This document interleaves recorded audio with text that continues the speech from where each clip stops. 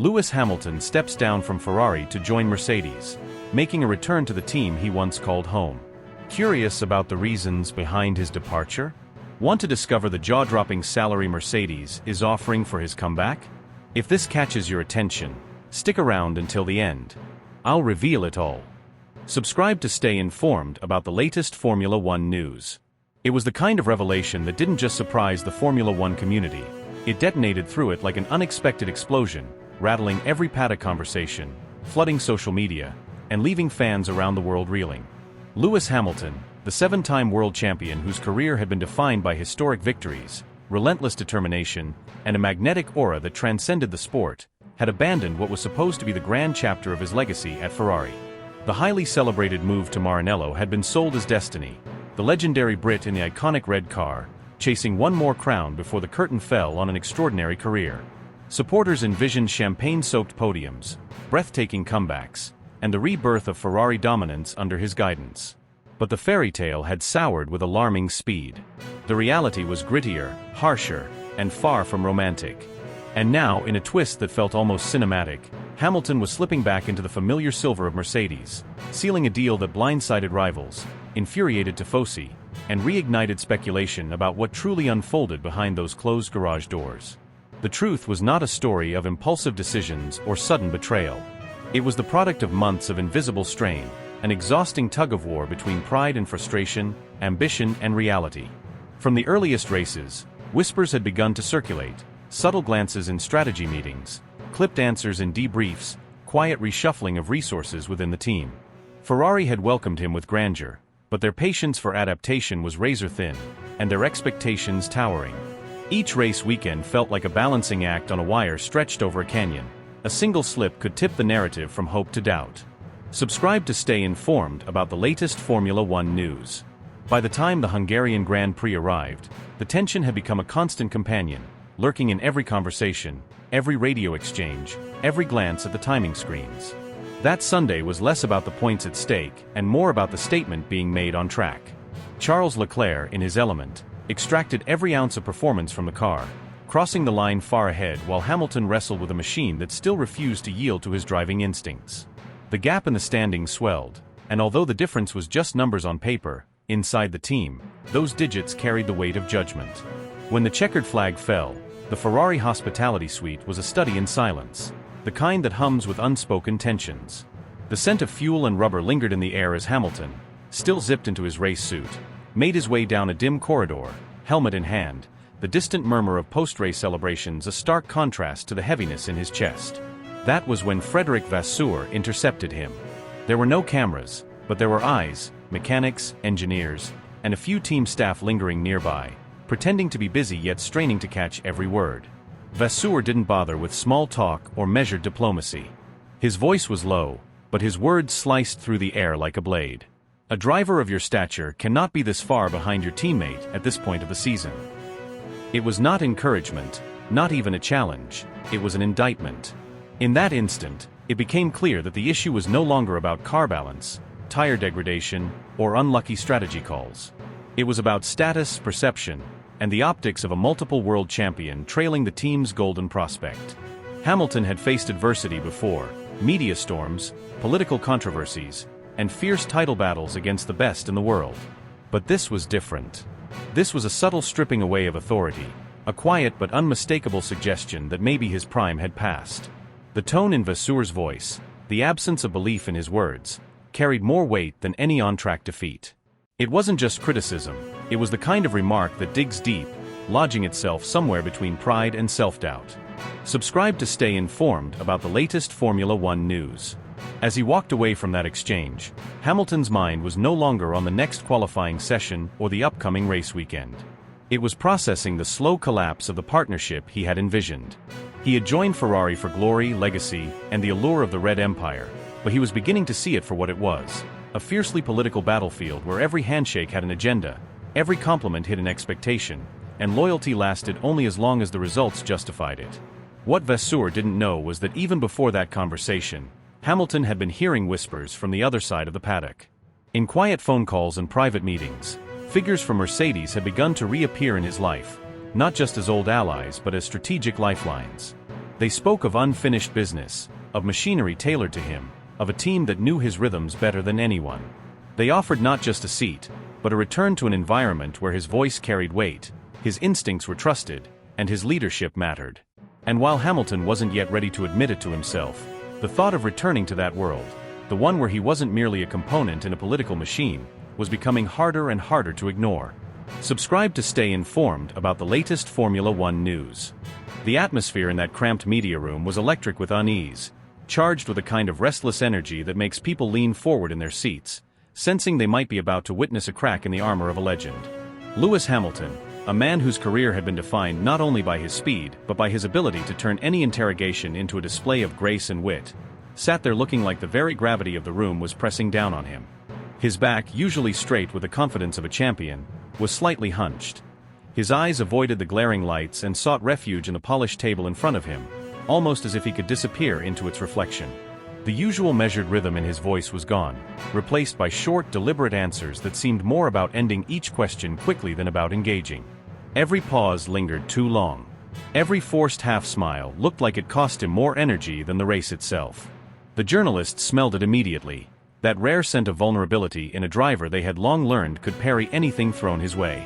Instead of asking about tire wear, wind direction, or minor setup tweaks, they went for the jugular. Had he lost that razor edge that made him feared?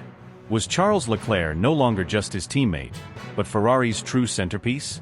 Was the balance of power in Maranello already shifting under his feet? Their voices were polite, but their phrasing cut with surgical precision, each question less about information and more about seeing how deep they could push before he flinched. The cameras drank in every blink, every twitch of his jaw, every slight narrowing of his eyes. Around the world, millions watched a moment that felt less like a press conference and more like the public dismantling of a man who had carried the burden of impossible expectations since the day he first put on that scarlet race suit. When the doors closed and the media lights died, the atmosphere behind the paddock's glossy glass walls was even more suffocating. In Maranello's upper tiers, the whispers had sharpened into strategic debates. Executives who once toasted his signing with champagne now questioned if the return on investment was worth the resources, the constant balancing of egos, and the inevitable political storms. It wasn't just his salary, though it towered over the payroll, but the gravitational pull of his presence. Some believed it had destabilized the long-term structure of the team, bending priorities toward him in ways that no longer made sense if Leclerc was the driver they planned to build around for the next decade. Quietly, certain figures began advocating for a subtle shift in car development philosophy. Leclerc's aggressive corner entry and instinctive adaptability seemed to marry perfectly with the SF chassis DNA, while Hamilton's feedback, once considered gospel, was now described in coded terms as cautious or less aligned with the project's evolution.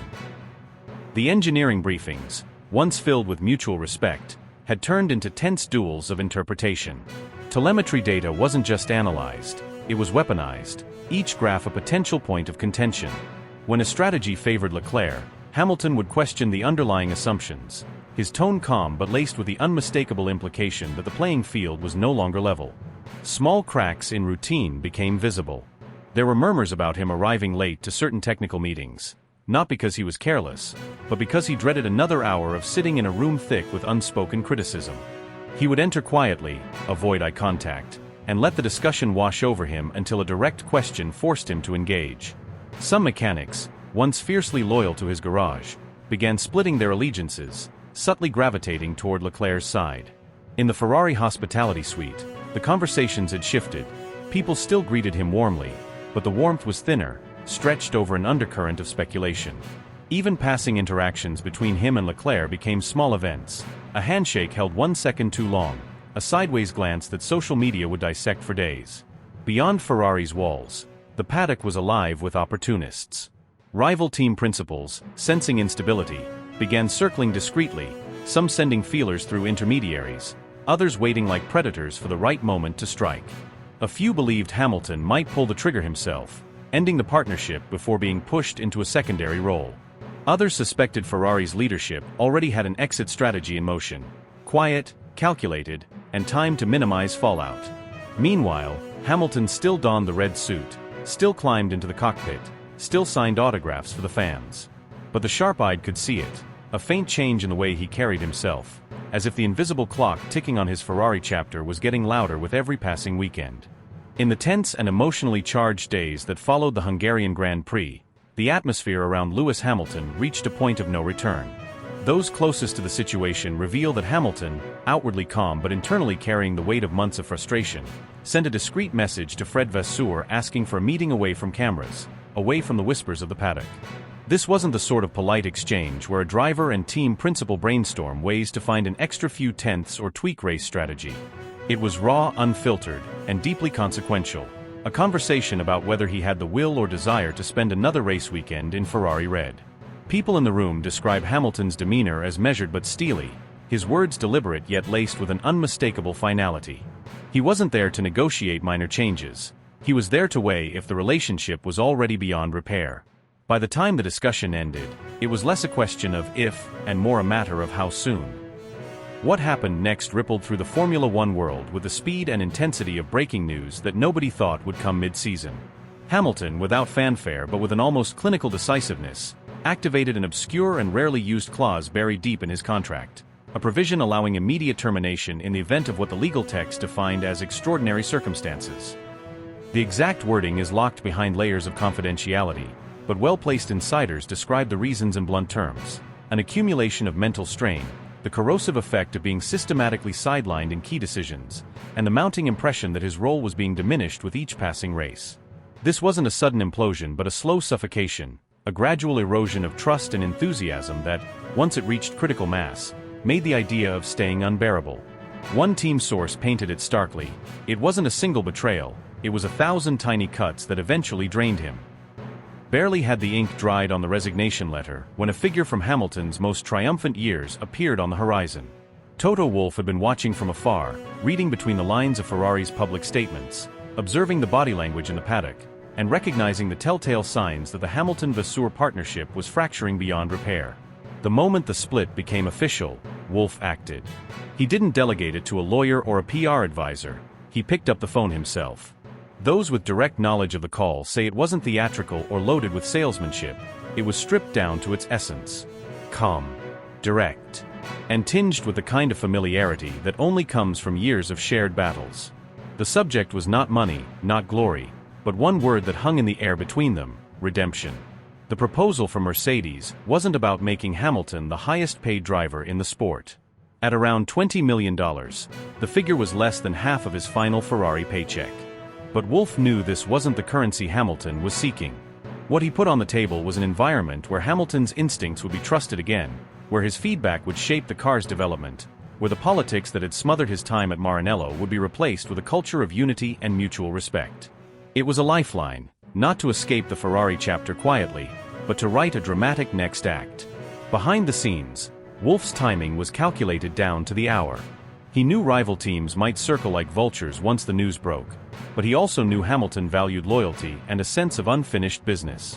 He reminded Lewis, subtly without leaning too hard, of the years when they rewrote the record books together, of the grit they showed in the face of adversity, of the fact that Mercedes had never truly closed its door to him.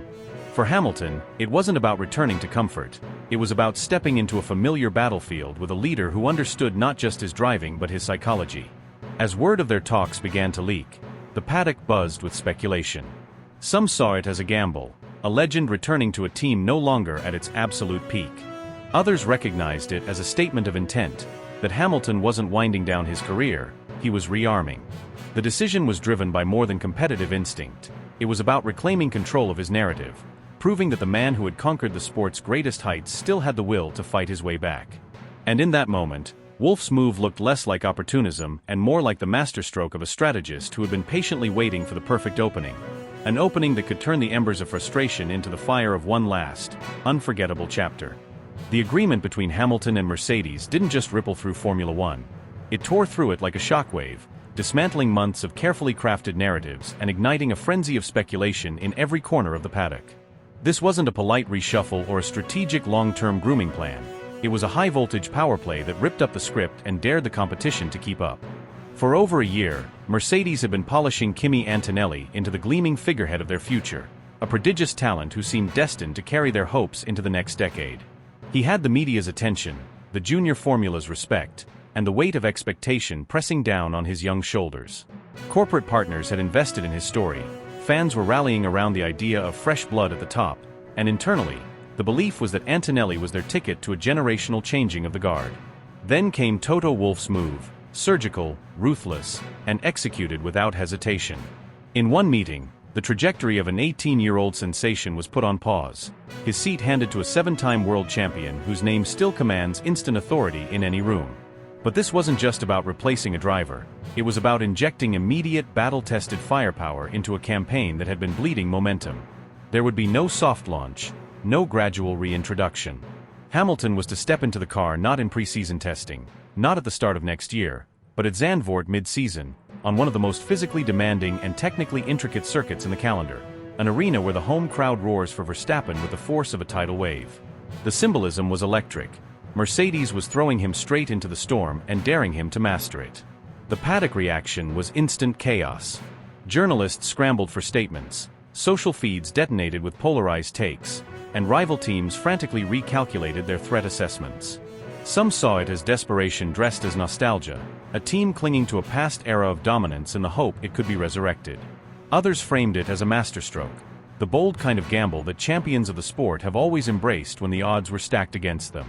The debates quickly spilled beyond motorsport into broader sports media, with pundits dissecting whether proven champions should ever be favored over untested prodigies when the future of a franchise is at stake. For Hamilton, this was personal on a level that went beyond contracts or statistics. The move wasn't just about reclaiming a familiar garage or reuniting with engineers he'd once trusted, it was about annihilating doubt. Over the past year, whispers had grown louder, that his fire was dimming, that Ferrari had exposed cracks in his armor. That time was catching up. Those close to him described a change in his presence after he signed with Mercedes. Weeks earlier in Hungary, the cameras had caught glimpses of a driver carrying fatigue in his posture, eyes dulled by frustration. But the moment the ink dried, that image was obliterated. His gaze was sharper, his speech tighter, his energy radiating the kind of controlled aggression that signals a competitor who has something to prove and no interest in half measures. Inside Mercedes' Brackley headquarters, the buzz was immediate.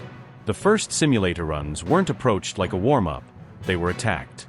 Corner entries were precise yet violent, lap after lap clocked with a consistency that made the engineering team exchange glances without speaking.